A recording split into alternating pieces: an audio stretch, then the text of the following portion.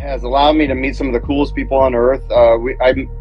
Cool story. I met a guy on the phone, and his name is Julian. And Julian said, "Hey, do you sell old watches?" And I said, "No, you can get them on Chrono 24 or eBay or whatever." He goes, "Well, I lost mine in the war."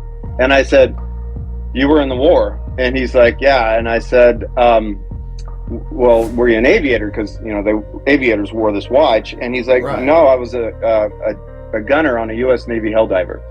And I said, "Well, how many missions you fly?" And he said, "One." And I said, "Well, which one?" He goes, "Right before the landing party of Iwo Jima."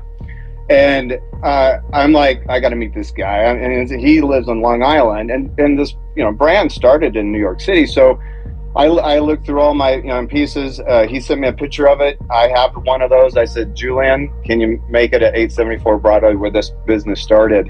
And he's like, "I can do it." And I met him in front. We actually met a lady during my research that lived in the building, and she brought us up, took the pictures. I presented the watch to Julian, and then we went to the oldest bar in New York City for her, and ate, drank. He wanted a vodka gimlet. I got a scotch, and we just ate and talked about football and World War II. And so, coming back to what's next, it's making sure that we have those vibes.